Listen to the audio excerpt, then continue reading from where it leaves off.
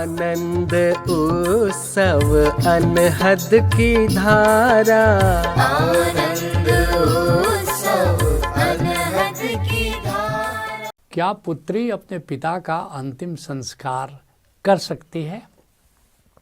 पहले आओ जानते हैं कि अंतिम संस्कार क्या है। हिंदू धर्म में, हिंदू संस्कृति में 16 संस्कार हैं और ये जो अंत्येष्टि है ये अंतिम संस्कार है।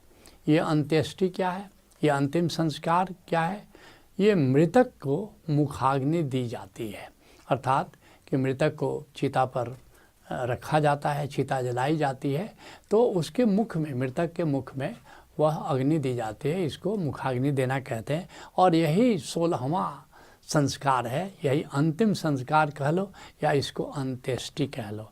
अब आते हैं कि अंतिम संस्कार का अधिकारी कौन है, क्योंकि भारतवर्ष में और भारतीय संस्कृति में ये अंत्येष्टि या अंतिम संस्कार करना, इसको पुण्य माना जाता है, इसको पुण्य से जोड़ा जाता है। तो निश्चित जो हर व्यक्ति है वो इस संस्कार को करना चाहता है, इस संस्कार से वंचित होना नहीं चाहता। तो इसमें जो कौन अधिकारी है, क्योंकि उस पुण्य का भागीदार कौन है? तो भारतीय संस्कृति में किसी की मौत होने पर उसको जो मुखाग्नि दी जाती है वह मृतक का बेटा दे सकता है, मृतक का भाई दे सकता है, उसका भतीजा दे सकता है, पति या पिता ही देता है। तो ऐसी अभी तक मान्यता है, ऐसी अब तक परंपरा है। और दूसरे लफ्ज़ों में कहें तो आम तौर पर पुरुष वर्ग ही इस अंतिम संस्कार को निभाता है। हिंदू परंपरा में बेटे द्वारा, वह भी ज्येष्ठ है, सबसे बड़े बेटे द्वारा मुखाग्नि देने की अधिकतर परंपरा है। मैं तुमसे एक संस्मरण शेयर करना चाहता हूँ कि करीब 1978 की बात है। मैं झारखंड के धनबाद में रहता था उन दिनों और वहाँ एक जस्सी मल्लिक रोड है, तो वहाँ पर मेरा निवास था। तो वहाँ मेरे पड़ोसियों में से 2 पड़ोसी की मुझे याद है, एक राधा बाबू थे और एक शरण साहब थे। तो एक होली में हम सब लोग इकट्ठा हुए, तो हमारे जो शरण साहब हमारे निकट के ही पड़ोसी थे, बिल्कुल पास सटे हुए। तो उन्होंने मजाक, तुम तो जानते हो होली में मजाक अक्सर होता है, लेकिन उन्होंने बड़े सडनली और बड़े सीरियस हो गए। उन्होंने कहा कि राधा बाबू, मैं अपने बड़े बेटे को मुखाग्नि नहीं देने दूंगा। वो बड़े बेटे से थोड़ा चिढ़े रहते थे, उनके 2 बेटे थे। तो मैंने कहा कि आप तो मर जाओगे, जब मर जाओगे तो फिर आप कैसे रोकोगे बड़े बेटे से? उसका अधिकार बनता है। तो उन्होंने कहा क्यों? जब वो देने लगेगा तो मैं अपना मुंह बंद कर दूंगा। मैंने कहा कि अब उन होली में थोड़ी शराब तो पी ही लेते हैं लोग, तो मैंने सोचा कि अब इनको कैसे समझाया जाए। तब तक हमने कहा कि जब आप मर जाओगे तो बंद कैसे करोगे मुँह को? तो राधा बाबू टपक पड़े। उनका साहब मुँह इनका है, पिया इन्होंने, चढ़ी आपको है कि जब इनका अपना मुँह है तो जब चाहे बंद कर दे, जब चाहे खोल दे। तो असली बात है कि एक मान्यता ही है कि जो बड़ा बेटा है वह मुखाग्नि देगा। अगर बड़ा बेटा नहीं दे पा रहा है किसी कारण से, तब छोटा बेटा देगा या परिवार के दूसरे लोग मुखाग्नि देंगे। तो ये बात तो करीब करीब ठीक है कि अभी नारी को मुखाग्नि देने की परंपरा नहीं है, लेकिन ये बात विचारणीय है कि अंतिम संस्कार की अधिकारी नारी क्यों नहीं है। और इस पर थोड़ा मनन करते हैं। वैदिक साहित्य में मुखाग्नि के अधिकारी के विषय में कोई उल्लेख नहीं पाया जाता है। वेद इस पर मौन हैं कि ये कर्मकांड, ये अंत्येष्टि, ये अंतिम संस्कार कौन करे।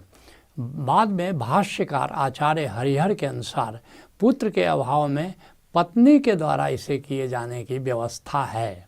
और फिर जो मृत्यु से संबंधित जो हिंदू कर्मकांड का सर्वाधिक मुख्य ग्रंथ गरुड़ पुराण है, इसे सब जानते हैं।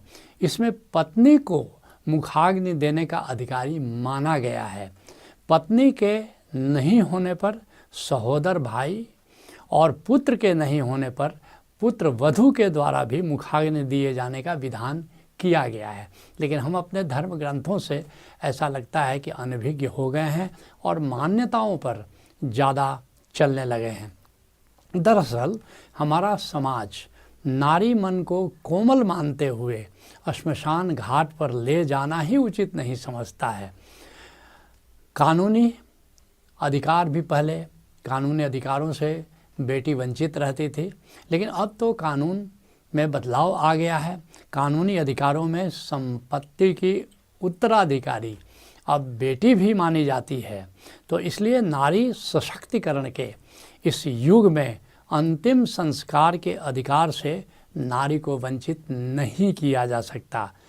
लेकिन एक बात विचारणीय है कि किसी भी मृतक का जब हम अंतिम संस्कार करते हैं, जैसे बहुत सारे लोग हमसे पूछते हैं कि क्या श्राद्ध कराना ज़रूरी है अपने माता पिता का या बुज़ुर्गों का, तो मैं अक्सर कहता हूँ कि मृतक क्या चाहता था, क्योंकि वास्तव में जिसको हम मृतक मानते हैं वो मृतक होता नहीं, सूक्ष्म शरीर में उसकी उपस्थिति वर्तमान रहती है। और जब वो देखता है कि मेरी इच्छाओं का अनादर मेरे परिवार वाले कर रहे हैं, तो फिर वो नाराज़ होता है, और नाराज़ ही नहीं होता, वो निश्चित अहित भी वो कर देता है। तो इसलिए ये बात बहुत ज़रूरी है कि जो भी हम संस्कार करें या जो भी करें, वो मृतक की इच्छा की अवहेलना नहीं करें, उसकी इच्छाओं का आदर करते हुए करें। तो इसलिए बहुत ज़रूरी है कि ये मृतक की इच्छा क्या थी, ये उसके ऊपर निर्भर होना चाहिए कि वह अपने अंतिम संस्कार का अधिकारी किसको नियुक्त करके गया है।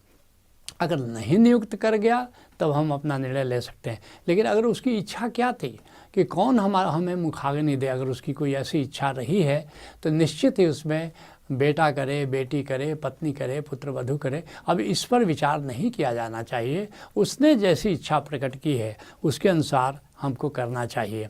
इसलिए मैं कहना चाहूँगा कि पिता या माता की या बुज़ुर्ग की या मृतक की जैसी इच्छा हो, और अगर ऐसी इच्छा है तो निश्चय ही पुत्री अपने माता पिता का अंतिम संस्कार कर सकती है। आज सत्संग को हम यही विराम देते हैं। हरिओम तत्सत। आनंद उत्सव अनहद की धारा,